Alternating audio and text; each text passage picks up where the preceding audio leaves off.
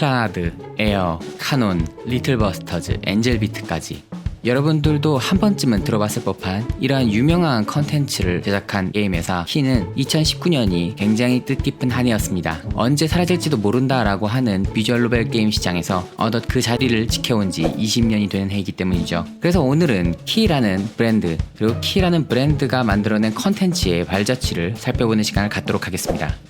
키라는 브랜드는 이전 회사 텍티스에서 원이라는 게임을 만든 제작진이 회사를 나와 비주얼 아츠 산하 브랜드로 설립한 것입니다. 보통 관용적으로 키사라고 표현을 하지만 엄연히 브랜드 명일 뿐 회사 이름이 아니기 때문에 키 브랜드라고 하는 것이 정확한 표현이죠.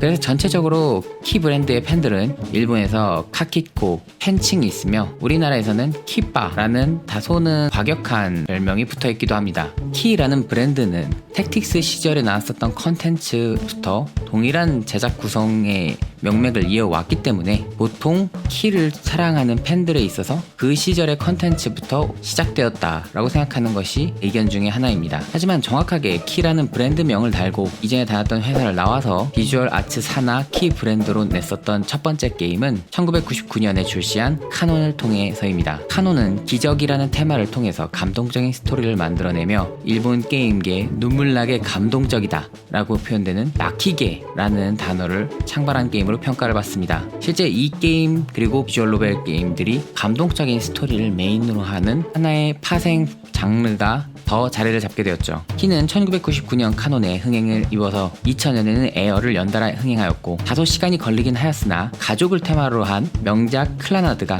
2004년에 출시하면서 흥행과 평가 면에서 새 작품 연속으로 흥행타를 거두게 됩니다. 키의 게임을 얘기하다 보면 마에다 준과 그의 음악을 빼놓을 순 없습니다. 일반적으로 마에다 준을 키의 메인 시나리오 라이터라고 아는 경우가 많고 그가 다양한 작품, 많은 시나리오에 직접 참여하긴 했지만 사실 마에다 준은 시나리오 라이터가 메인이라기보다는 음악을 만드는 사람이라는 직책이 더 메인인 사람입니다. 실제로 그가 음악이 메인이었다라고 지칭할 정도로 비주얼 아츠 그리고 키 브랜드가 만들었었던 게임은 감동적인 시나리오뿐만이 아니라 훌륭한 음악을 통해서 시청자, 플레이어를 감동시켰습니다. 실제 게임을 플레이해보지 않으신 분들조차도 키 브랜드가 만들었었던 음악만큼은 한 번쯤 들어봤을 법한 명곡들이죠. 각 게임마다 작품을 대표하는 곡들이 모두 명곡뿐이며 대부분의 카키코들은 이 음악을 통해서 자신이 과거에 즐겼던 게임을 추억할 만큼 긴밀한 추억을 가지게 됩니다. 카논의 라스트 리그렛, 에어의 새의 시, 클라나드의 매그멜, 리틀버스터즈의 리틀버스터즈. 키 브랜드의 회사인 비주얼 아츠는 회사 명에 걸맞게 컨텐츠 미디어에 관련된 사업을 적극적으로 개진했는데요. 의외로 잘 모르는 사실이지만 어떤 마술의 금서 목록, 어떤 과학의 추전자포의 OST까지도 참여했었던 아이브라는 음악팀을 가지고 있기도 하며 난조 요시노가 참여했었던 플립사이드 역시도 비주얼 아츠 소속이죠. 키 역시도 키 브랜드 자사의 게임 브랜드를 넘어서 키 브랜드의 사운드 팀으로서 키 사운드 라벨, 줄여서 KSL이라는 팀을 가지고 있는데요. 여기서는 자신들이 직접 작사, 작곡한 음악을 한 건 관리하고 있기도 하지만 더불어서 여러분들이 이미 아실 법한 매우 유명한 가수죠. 리사까지 다양한 OST를 전담할 가수를 직접 육성하기까지 했습니다. 음악을 자체 제작하고 배급까지 할 수 있는 레이블이 있다는 것 자체가 매우 특이한 케이스라고 할 수 있는데요. 그럼에도 불구하고 대기업 뮤지션 레이블에 꿀리지 않는 고퀄리티의 음악과 가수를 육성해 왔다라는 점에서 키 브랜드가 가지고 있는 음악적 역량이 얼마나 뛰어난지 알 수 있습니다. 이라울러 이런 좋은 음악과 함께 다양한 미디어 믹스로 컨텐츠 확장을 적극적으로 시도한 회사였는데요. 키 브랜드는 애니메이션화 역시 매우 적극적이었습니다. 키의 대표작이었던 카논, 에어, 클라나드라는 세 작품을 극장판은 토에이판 그리고 TV 애니메이션은 교토 애니메이션에 맡기게 되면서 적극적으로 애니메이션화를 진행하게 되죠. 특히 교토 애니메이션에서 다룬 에어는 당시 TV 애니메이션이라고는 생각할 수 없는 고퀄리티의 영상미로 화제가 되면서 하청에서 원청으로 넘어가는 교토 애니메이션의 새로운 도전과 애니메이션화를 통해서 컨텐츠 확장을 노렸었던 비주얼 아츠의 전략이 모두 만족하게 되는 성공적인 애니메이션화로 기록됩니다. 이후 Q&A는 그 다음 작품으로 카논, 클라나드까지 고퀄리티 애니메이션화를 진행하면서 모든 작품 역시 좋은 평가를 받게 되죠. 사실 이렇게 교토 애니메이션에서 키 브랜드의 게임을 적극적으로 애니메이션화 할 수 있었던 기반에는 일본 서브컬처 업계에서는 이렇게 키 브랜드를 좋아하는 팬들이 굉장히 많이 있는데, 실제로 쿄 애니메이션의 감독인 이시하라 타츠야도 열렬한 키의 팬이었던 것이죠. 그렇기 때문에 교토 애니메이션에서 진행한 애니메이션화가 원작의 충분한 이해를 기반으로 애니메이션화 됐다라는 평가를 받고 팬들과 새로운 신규 시청자들에게 모두 호응을 받는 결과물이 나오지 않았나 싶습니다. 훌륭한 원작 게임과 성공적인 애니메이션화, 팬들의 마음을 항상 울려주었었던 좋은 음악으로 만족시켜준 키 브랜드였지만, 키 브랜드의 고질적인 문제가 점점 수면 위로 올라오기 시작했습니다. 그것은 바로 키 브랜드를 만들어 나간 사람들과 키라는 브랜드, 심지어 비주얼 노벨 업계까지 모두 점점 늙어가고 있다는 것이죠. 사실상 관련 게임 시장 자체가 점점 시장이 축소되고 있으며, 게임을 즐기는 인원들 역시 대부분 기존의 게임을 즐겨가고 있었던 유저들이 대부분이고, 마에다 준은 리틀 버스터즈 시나리오를 참여하고 난 다음부턴 더 이상 시나리오를 만들지 않겠다라고 했으나, 그 이후에 엔젤 비트라는 애니메이션의 시나리오를 담당하면서 상당히 호불호와 논란을 많이 만들었습니다. 더구나 그 다음에 만들었었던 샤를로트 같은 경우에는 상당한 악평과 호평을 들으면서 마에다 준이 만들어내는 스토리텔링이 더 이상 대중들을 만족시키지 못한다 라는 평가를 듣기 시작했습니다. 더불어 마에다 준 개인의 건강 문제 역시도 대두가 되면서 키를 사랑하는 카키코들의 걱정을 매우 끼치기도 했습니다.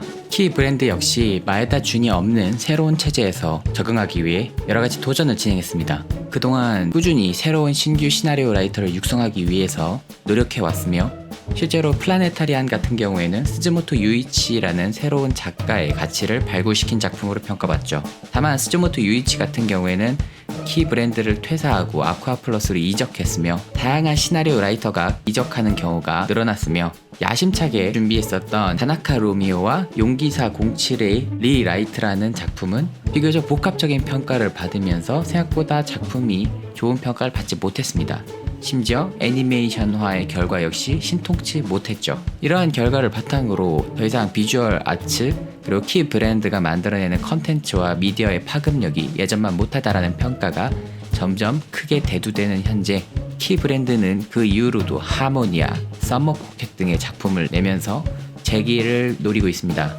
실제로 썸머 포켓 같은 경우에는 예전 같은 큰 반향을 이루지는 못했지만, 기존의 비주얼 노벨을 즐기던 팬층 그리고 카키코들에게 좋은 평가를 받으면서 상당히 흥행을 이루게 되죠.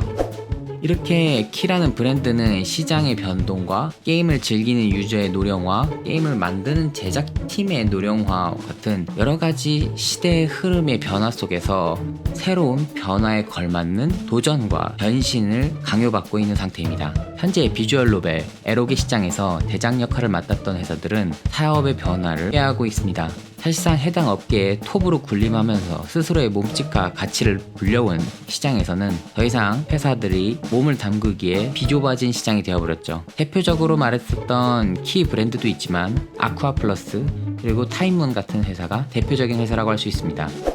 비주얼 아츠 키 브랜드는 2019년 20주년을 맞아서 새로운 프로젝트를 다양하게 공개했습니다.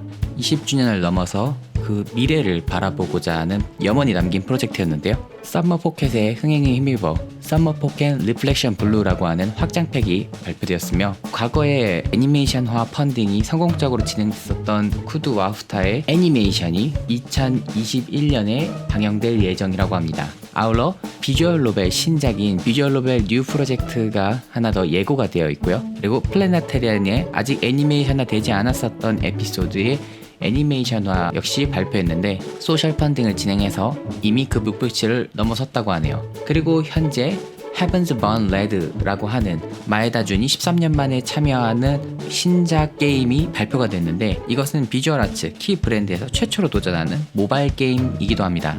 그 밖에도 아직 밝혀지지 않은 몇 가지의 신규 프로젝트가 아직 남아있기 때문에 아마 남은 프로젝트 같은 경우에는 연말 그리고 내년 초에 순차적으로 공개가 되어 20주년을 넘어선 21년, 30주년을 바라보는 비주얼 아츠 키 브랜드의 미래의 청사진이 공개되지 않을까 싶습니다.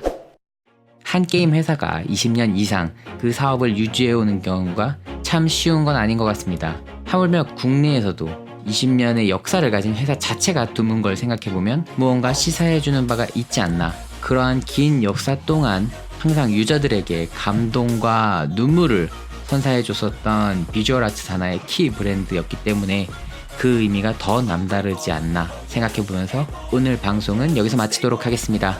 이상으로 다큐멘터리의 융신이었습니다. 감사합니다. I don't want no fake love, I want the real stuff. Everybody listen up, cause I'll only say it once. I'm gonna show you all the path. If you want it bad, I'm gonna show you every side, yeah.